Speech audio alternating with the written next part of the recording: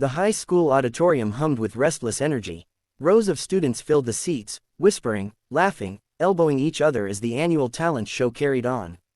Bright stage lights washed the front of the room in gold, bouncing off sequins and instruments while nervous performers waited for their turn. It was supposed to be fun, a night to showcase hidden talents and celebrate school spirit, but underneath it all, the event was also notorious for its pranks. Several seniors, notorious for mischief, leaned toward the show's host during intermission. They whispered with smirks tugging at their lips. The host frowned at first, but after a few seconds, the corner of his mouth twitched upward. The prank was cruel, but he knew the audience would eat it up. "Ladies and gentlemen," the host announced, his voice booming through the microphone, "our next act will be an unexpected guest." He paused for dramatic effect, then grinned. "Please welcome, Mr. Thomas, our school janitor." The announcement landed like a ripple through the crowd. Laughter erupted instantly. Everyone knew Thomas. He was always there, pushing his cart down the hallways, carrying ladders, or sweeping up confetti after assemblies. He rarely spoke, except to offer polite greetings or soft reminders when students ran where they shouldn't. Middle-aged, with tired eyes and worn work boots, he blended into the background of school life, indispensable but invisible. Some students clapped mockingly, others whistled or called out jokes. Teachers shifted uncomfortably in their seats, sensing that this wasn't part of the scheduled program. Backstage, Thomas hesitated. He had been mopping near the doors when a student tugged on his sleeve and said, "They want you on stage."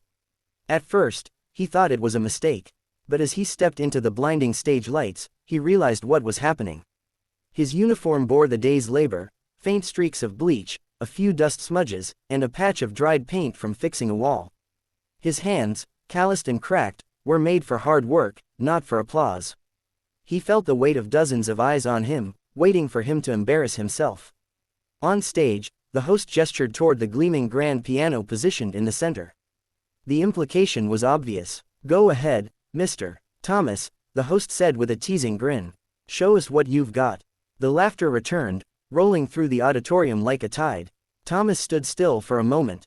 He could have shaken his head, excused himself, and walked off stage. No one would have blamed him. But something shifted in his expression, a quiet resolve, almost defiance. Without a word, he pulled out the piano bench and sat down. The room hushed a little, curiosity flickering amid the mockery. Thomas rested his hands above the keys. For a moment, he did nothing. He closed his eyes, as though reaching back into another life, another time. His daughter, Emily, peeked from behind the curtain, clutching the edge of the fabric with tiny fingers. She knew what was about to happen. Then, he pressed down the first chord. It was soft, resonant, and impossibly beautiful. The sound lingered in the air, wrapping itself around the audience. Then came another, and another, notes strung together with a precision and emotion that no one expected. His fingers danced across the keys, not hesitating, not fumbling, but flowing as though the music had lived in him all along. The laughter stopped immediately. What poured out wasn't just music, it was a story. Each note carried weight, telling of struggles endured, of long nights filled with loneliness, of sacrifices made quietly and without recognition. It was sorrow and hope intertwined, pain and joy stitched into melody. Students sat frozen, eyes widening as they realized the janitor they mocked was not fumbling but creating magic. Teachers leaned forward, astonished, exchanging glances of disbelief. Some even had goosebumps. The auditorium, moments ago rowdy and restless, was now so quiet that the faint hum of the stage lights could be heard. Thomas played on, lost in the world of the piano. In his mind, he wasn't standing under glaring lights with students watching. He was in a small apartment years ago, playing lullabies for a baby girl to help her sleep. He was sitting at a battered old keyboard in his youth, dreaming of stages he never reached because life demanded something different. Every rise and fall of the melody carried that history. From the side of the stage, Emily's eyes shone. She had always known her father could play. On nights when the world felt too heavy, when bills piled on the kitchen table and the sound of the mop bucket rolling echoed in their tiny apartment, Thomas would sit at an old keyboard he had salvaged years ago. His fingers, rough from labor, would soften as they touched the keys, creating a beauty she never tired of. But no one else knew. To the world, he was only a janitor, humble, tired, forgettable. And now, that secret was unfolding for everyone to see. The music built, rising into a crescendo so powerful it pulled at the heart. Some students found themselves leaning forward without realizing it. Others blinked rapidly, fighting back unexpected emotion. What was supposed to be a prank had become something sacred, unforgettable. When the final note drifted into silence, it lingered, refusing to leave. For several long seconds, the room remained still, suspended in awe. Then, the applause erupted. Not mocking, not hesitant, real, thunderous, heartfelt applause. Students jumped to their feet, clapping wildly. Teachers rose, too, some with tears in their eyes. Even the host, who had initiated the prank, stood frozen, the smugness wiped clean from his face. Thomas opened his eyes, his expression calm, almost humble. He didn't smile, didn't bow dramatically. He simply gave a small nod and started to rise from the bench, ready to retreat into the shadows once more. But in that moment, something had changed.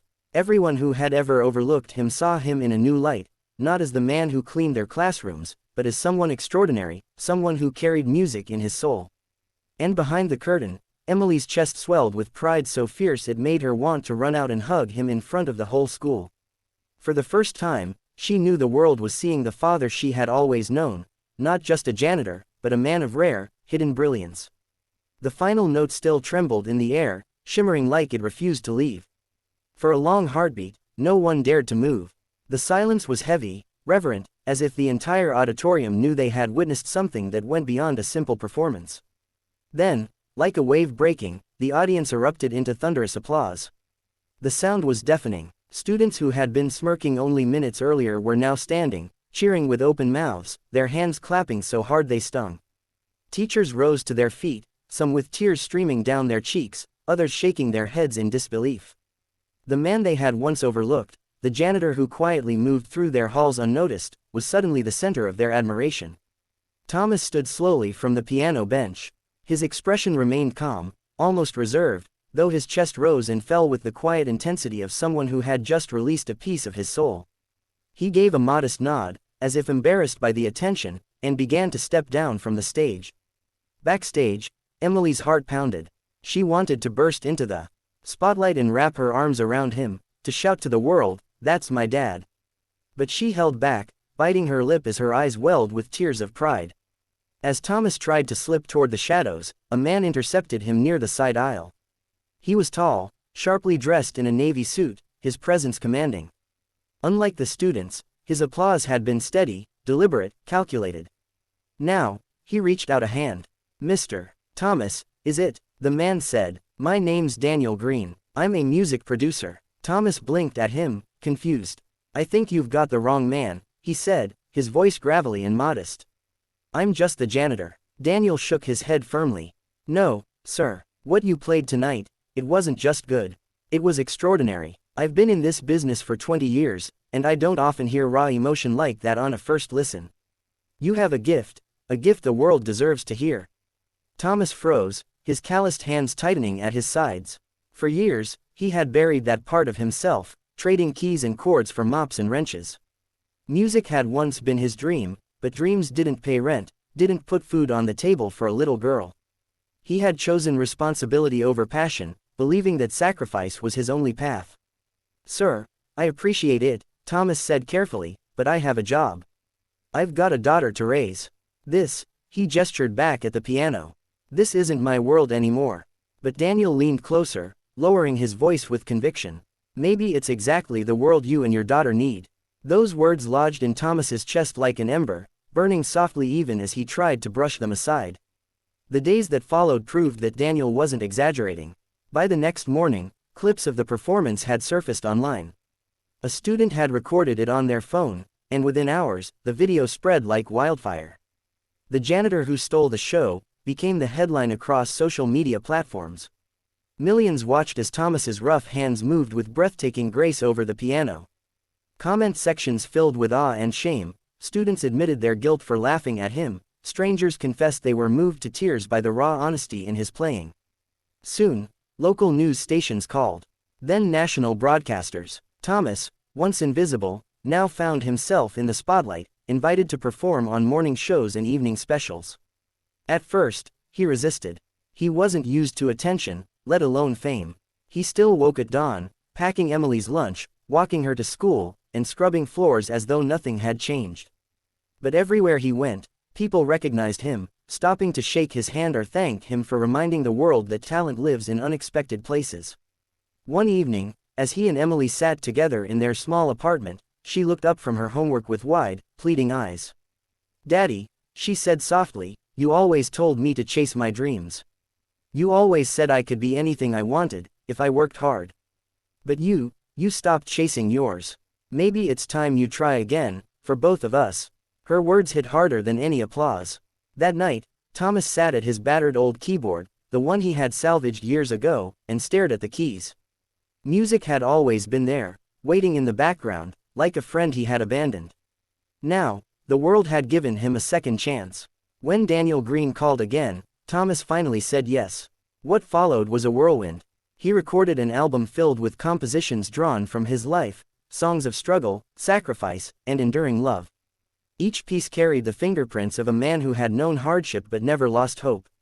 The album, titled Silent Hands, Loud Heart, became an instant success.